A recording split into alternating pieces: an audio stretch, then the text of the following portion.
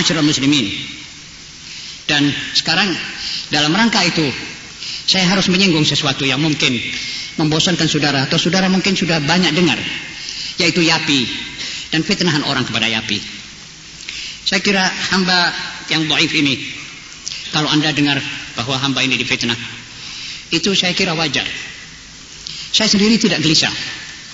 Saya sudah ufawwidhu amri ilallah. Itu wajar. Tidak wajar kalau tidak terjadi begini, menurut saya.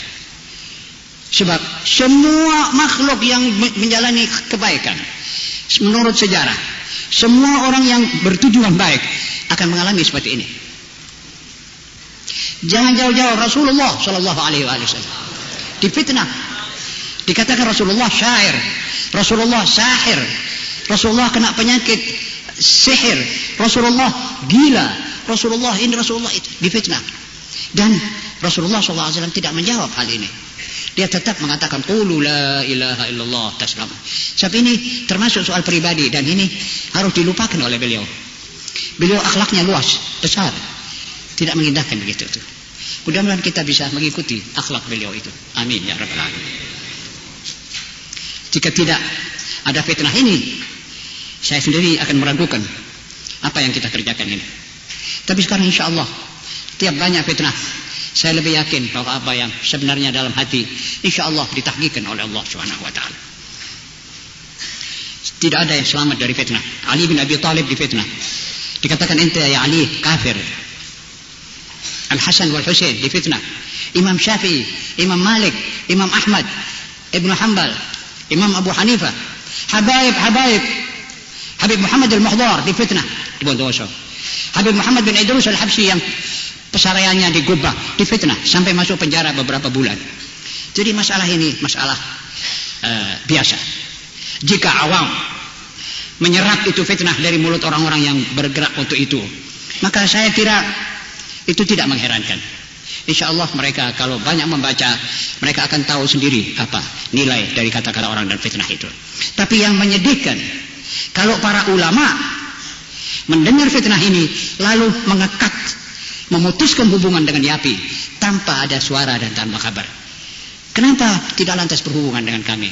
Kenapa kita tidak musyawarah? Kenapa kita tidak terus bicara apa yang menjadi sebab? Yapi tidak pernah merasa menutup pintunya. Yapi senang kalau didatangi tamu-tamu, apalagi tamu para ulama yang membicarakan hal-hal yang sebenarnya mungkin tidak benar dituduhkan pada diri kami. Mungkin hal itu cuma sekedar ingin mendiskreditkan kami, tapi kami tidak ingin ke tengah di dalam masyarakat. Alhamdulillah kami tidak pernah ke tengah. Sejak Yapi bangun tahun 63, Yapi bergerak karena Allah Subhanahu wa taala. Yapi merasa menghubungi hampir seluruh organisasi Islam di dunia dan membela teman-temannya Muslim di mana-mana. Waktu itu Yapi dipimpin oleh Dr. Suherman, oleh Hadi bin Ahmad bin Hadi. Keduanya ini almarhum. Dipimpin oleh Ustaz Abdurrahman Syahab, Allah yarham, sudah meninggal. Dipimpin oleh Hasan bin Abdullah Segar, masih hidup. Dan oleh Al-Fagir sendiri. Dan Mustafa Baisa dari Cirebon.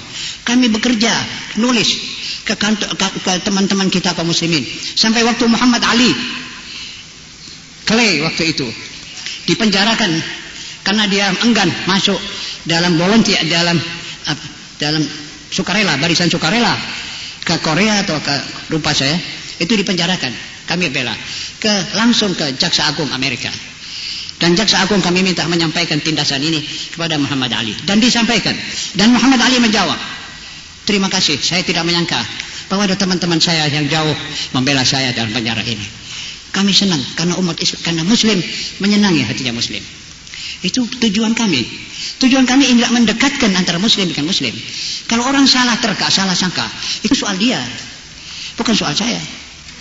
Kalau saya umpamanya menulis buku Sunnah Syiah dalam dialog, ya karena saya membaca buku yang ditulis oleh Nadwi yang mengkafirkan Syiah tanpa dalil yang kuat. Beliau ambil dalil-dalil daripada orientalis dan dalil-dalil yang tidak tepat. Kebetulan kami juga baca buku-buku Syiah, dan saya jawab, ini dalilnya Syiah. Wahai kaum muslimin, inilah bacalah. Ini suara Nadawi, ini dalilnya. Syiah, apakah cocok? Nadawi mengatakan bahwa tidak ada orang Syiah yang hafal Quran, tidak ada Syiah memerhatikan ulumul Quran dan sebagainya dan sebagainya. Sebenarnya tidak demikian. Syiah juga saya kira seperti kita memerhatikan. Islam memerhatikan Quran. Qurannya adalah seperti kita dan sebagainya. Itu kalau orang salah sangka terserah saja. Juga mengenai Abasa. Waktu tahun yang lalu saya tulis tentang Abasa bahwa bukan Nabi menurut hemat saya. Karena ada banyak kaul yang mengatakan hal itu. Ada yang mengatakan Nabi yang bermuka masam, ada yang mengatakan tidak. Saya pilih yang mengatakan tidak. Pertama, untuk mensucikan nama Muhammad SAW dari sifat-sifat yang tidak mungkin terbit dari Nabi. Pertama, Nabi itu uswatun hasanah. Dia itu qudwah. Laqad kana lakum fi Rasulillahi uswatun hasanah. Jadi Nabi itu pasti ditiru. Kalau Nabi berbuat, itu sunnah. Jadi ucapannya, perbuatannya, ikrarnya, ini termasuk sunnah. Muttafaqun alaih. Sunnah juga mengatakan, Syiah juga mengatakan sama. Jadi kalau Nabi bermuka masam, menjadi masam muka itu sunnah. Kita harus menirunya. Apa mau saudara meniru muka masam? Suatu yang illogiis. Ini manusia besar. Dan yang di muka yang dimasami ini adalah seorang buta yang tidak melihat wajah beliau itu masam maka tersenyum. Perlu apa Nabi masam di muka umat ini? Manusia seperti ini untuk dilihat oleh benggol-benggolan kafir ini bahwa dia masam. Itu lebih mustahil.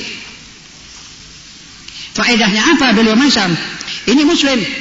Dia datang untuk bertanya, masa akan ia seorang muslim? Dan ada ayat mengatakan wala tusair khaddaka linnas. Jangan kau masamkan mukamu ya anak Luqman. Ini pesanan Luqman kepada putranya. Masa Nabi yang dituruni ayat ini tidak memperagakan ayat itu? Dia masam. Wakhfid janahaka lil mu'minin. Puluhan ayat yang mengatakan tidak mungkin Nabi masam. Saya pilih kaul ini. Di samping banyak ahli tafsir mengatakan yang masam Rasulullah SAW. Itu masalah ijtihadiyah. Memang asbab nuzul itu dhanni, bukan qat'i. Dalam ayat ya ayyuhalladzina amanu man yartadda minkum an dinihi fasawfa ya'ti Allahu biqaumin yuhibbuhum wa yuhibbuna adzillatin 'alal mu'minina a'izzatin 'alal kafirin yujahiduna fillahi lawmata la'ib dzalika fadlullahi yu'tihi man yasha wallahu wasi'un 'alim. Dalam ayat ini ada 5 qaul, 5 bukan 1. Ada yang mengatakan bahwa ya ayat ini turun pada Sayyidina Abu Bakar Siddiq radhiyallahu anhu karena beliau memerangi ahli riddah. Sebut man yartadda. Dalam bacaan Nafi' man yartadid minkum an dini. Itu kata mereka Abu Bakar Siddiq. Ada yang mengatakan tidak, itu Abu Musa al-Asy'ari. Ada yang mengatakan tidak, itu ahlul Yaman. Ada yang mengatakan tidak, ahlu Faris, orang-orang Iran. Dan akhirnya ada yang mengatakan itu Ali bin Abi Thalib. Sewaktu Khaybar, Nabi membawa bendera ke masjid, mengatakan besok pagi saya akan serahkan bendera ini kepada seorang yang mencintai Allah dan yang dicintai oleh Allah dan akan memenangkan peperangan Khaybar itu. Satu malam para sahabat menunggu siapa yang akan dibesarahi bendera. Akhirnya pagi Ali dipanggil. Aina Ali? Sahabat mengatakan matanya sakit ya Rasulullah. Panggil sini. Diobati, baik, serahkan.